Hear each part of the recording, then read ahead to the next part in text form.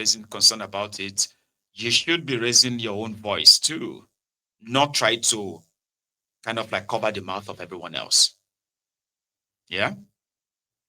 This brother said it all. You, your leaders, your pastors, the church, the mosque, and your religion. Listen. I used to think that the church and politics were two different monsters. I was wrong. They are two heads on the same beast, feeding on your fear and your faith, tearing flesh from your bones while you clap. This one requires you to think and be patient. The politician steals in the daylight and the pastor sanctifies the theft at night. The politician drains the treasury and the pastor tells you to pray for your leaders. The politician builds no roads, no schools, no hospitals, yet funds cathedrals and mosques because he knows that religion is the leash around your own neck. It is a perfect arrangement. The politician poisons you with corruption and the church sedates you with obedience. The politician denies you food and the pastor tells you to fast. The politician robs your future, but the pastor says respect your elders. You are chained at both ends, one by fear of the state, the other by fear of God. This is not spirituality or politics. This is slavery in its most elegant disguise. Think about it. The food industry poisons you. The pharmaceutical industry makes money from treating you. That is exactly what the church and politics have perfected. One breaks you, the other consoles you. One destroys, the other distracts. One steals, the other sings over your grave. And you don't resist. You bow, you obey, you tithe, you clap while they got you alive. Instead of storming the palaces, you storm the altars. Instead of protesting, you kneel. Instead of demanding justice, you close your eyes and wait for heaven to do what your hands refuse to do. Tell me, what gospel blesses thieves in office? What kind of faith baptizes corruption? What kind of shepherd trains the sheep to love the wolf? Look around. That mega church, it isn't a house of God. It's a monument of your silence. The pulpit isn't salvation. It's a microphone for the state. The politician buys the pastor's loyalty with contracts and cash. The pastor buys your loyalty with fear of hair. Together, they've mastered the economy of your stupidity. They don't even need chains anymore. They simply need pulpits. And here is the part that should shame you. The system survives because you keep feeding it. You keep voting for thieves and praying for them afterward. You keep funding pulpits while your hospitals rot. You keep begging for revival while your leaders blunder. You're not just a victim, you're the accomplice. So let me say this plain. Politics poisons you. The church sings you to sleep. And you, yes, you supply the blood. I used to think that the Tiagasa, the Tiagasa, he fell, he fainted, he passed out.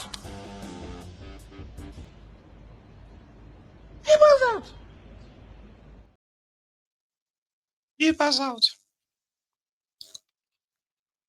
It's one powerful message. Very, very powerful. You can reflect on it if you want. You know what I mean? But I don't think you can really fault anything he said. So you can look out for altitude within. Yeah, he's a great guy. Yeah, look him up. TikTok, I think Facebook. Yeah. It speaks directly to your consciousness enough that you can sit there and just reflect on it and say, because that's what they are doing. RCCG Babajio, Adeboye, just delivered another motivational speech, sort of, from his pulpit. You know, we used to call them, or do we still call them the pulpit bandits? He is expected to lead a prayer A national prayer for Nigeria so that the Nigerian criminal politicians can begin to do the right thing for the people. So they need prayer. And he said to his congregants today that no matter what anybody says, Nigeria is still the best country to live in the world. And these are the issues. Nigeria could be the best place to live in the world if the criminals in Nigeria allow the people to have the best place to live in the world. People can't be living in this kind of situation, watch their criminal politicians loot their common patrimony without, with reckless abandon. And then the church, who knows this very well, gets their own share, get their own cut, and everybody's kind of smiling to the bank. Should understand that people deserves better. Sorry about that too. I got my screen froze there, right? But Baba said that, no matter what anyone tells you, Nigeria is still the best. You know, people say that. Have you not heard Nigerians say that to you? Probably have heard that. They will say, this Nigeria, this country for be the best country. If to say, if you remove this Boko Haram, this terrorism, insecurity, if you remove this bad leadership, if you remove corruption, honestly, Nigeria is a very good place to live. A good way to say, okay, wait. What makes a place a good place to live? Have you ever asked yourself? Because some of you probably have said that to yourselves before. I have. So don't think it's something that you probably have to be ashamed of. No, not really. I have said that. But it's actually one hell of a lie that we say to ourselves. Baba, what makes a place livable? When you don't have security, just remove this security. No, you can't just remove it. It's an issue. You fix it, right? That's what will make the place safer. You combat crime, you punish crime, punish criminals. That's what will make the place safe for everyone. Corruption in government, not the level at which you are seeing it in Nigeria, it is not normal. No, it's not. So if you cut corruption to the barest minimum, there will be good leadership, responsible leadership. Do you understand? Then you can then say the place is livable. You don't just say if we remove this from this country, after you have spent maybe 20,000 naira, and you look at your table like, man, I can never spend this 20,000 naira in America on this kind of drink, on this when you don't drink. Abi? And that moment you suddenly feel like, man, this country, man, if to see our leaders do the right thing, if to see our leaders are, this country is the best country to live in the world. But you know, it is not. It's not. It's an hellhole. And they made it so. Their actions turned Nigeria to hellhole. You can't sit down because in your little comfort and say, man, this country, man, is such a very lovely place to live. No, you tackle what made it impossible to live in that contraption peacefully. And when all of that is done, you can then begin to enjoy it. And you will see the difference. Then you can begin to feel like, man, this country is really good to live in. So right now, when you have money, you have to get yourself some security man, right? But to Adeboye, who has all the security guys guiding him day and night and all that, right? He's telling his congregation. People and tell them, it's going to be well with me, you know.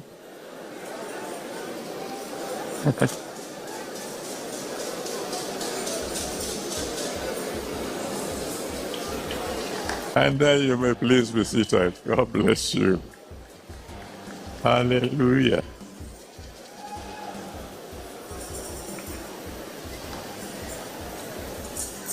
You know, by the grace of God, I have traveled practically throughout the whole world. From where the sun rises to where the sun sets. And I can say this with all boldness. There's hardly any nation on earth like Nigeria.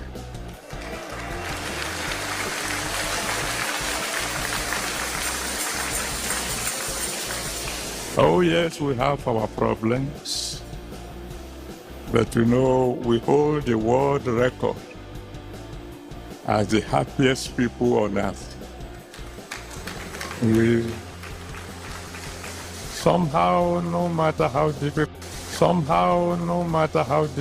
the situation, we know how to laugh.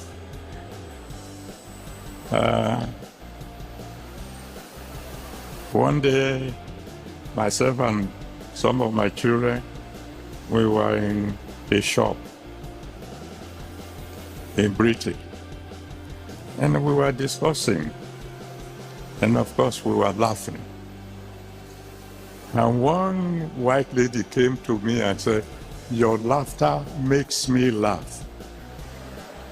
I smiled and said, "You don't know anything. We laugh at whatever, no matter the situation.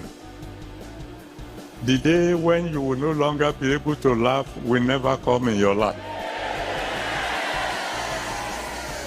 So those of you who are listening to me all over the world, help me thank God for Nigeria. Help me thank God for Nigeria. Praying.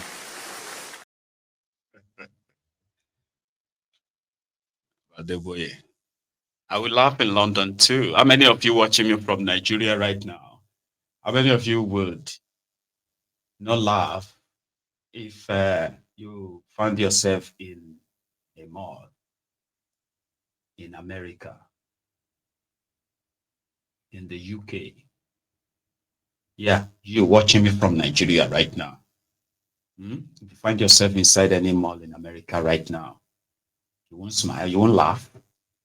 There are people laugh at everything and make comic of most things, right? Like make light joke about almost everything.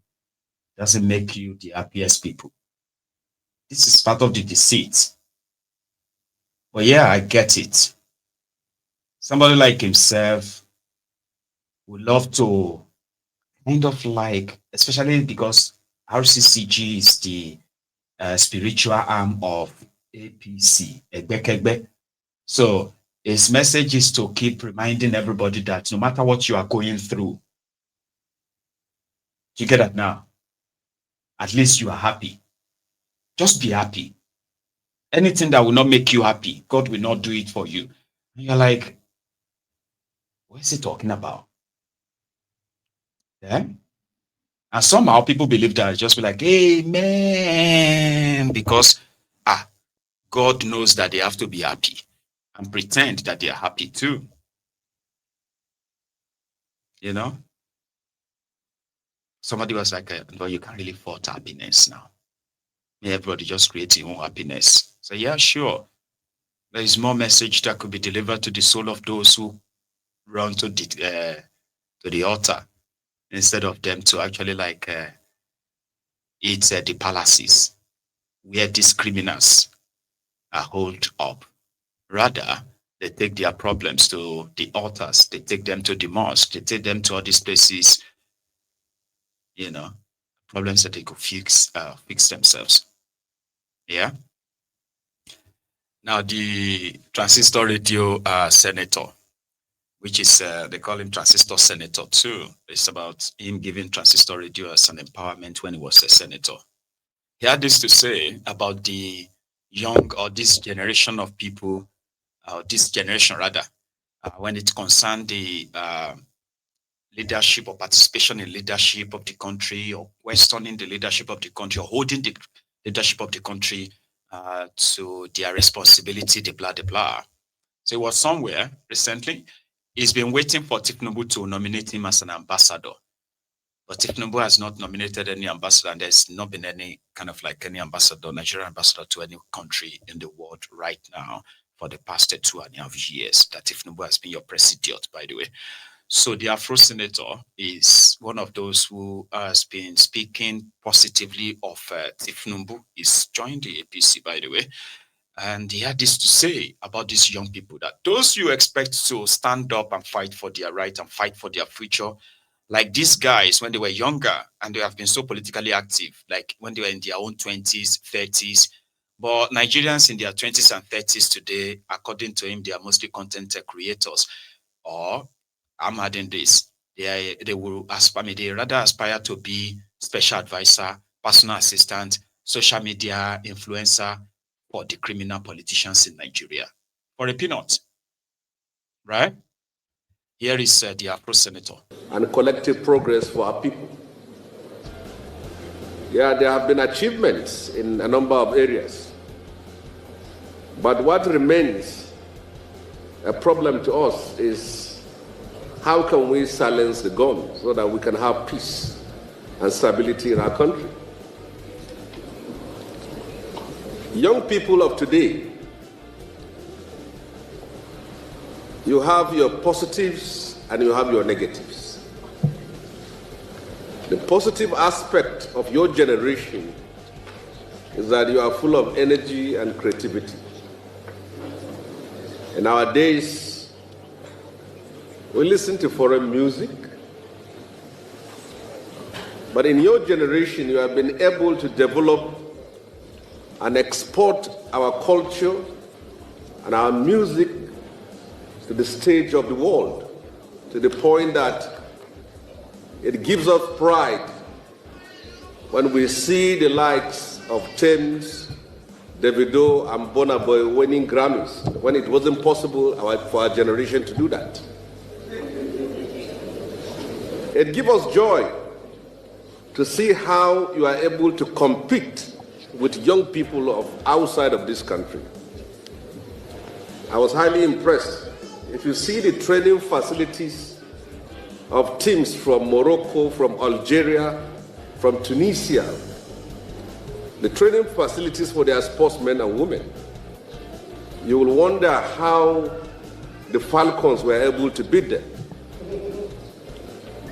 This shows that with more for Nigerians, we can achieve more. The negative aspect of your own generation is that what you need to know, the leaders of Nigeria's First Republic became leaders in their 20s and 30s. The leaders of Nigeria's Second Republic became leaders in their 20s and 30s. The leaders of Nigeria's aborted Third Republic and this Republic became leaders in their 20s, 30s, and early 40s.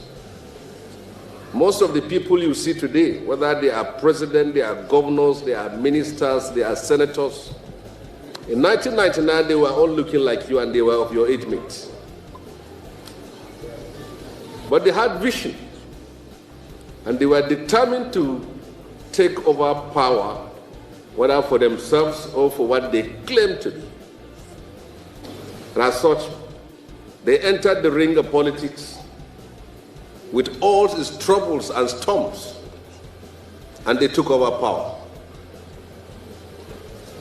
Today, many of you who were their age mates in 1999 are content creators and social media influencers.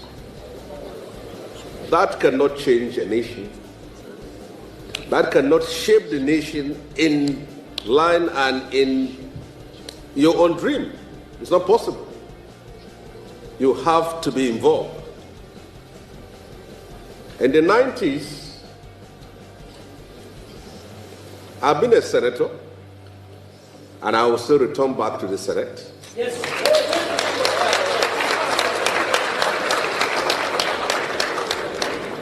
As of 1999, we couldn't contest the Senate because our age is not up to the age of people who can contest elections.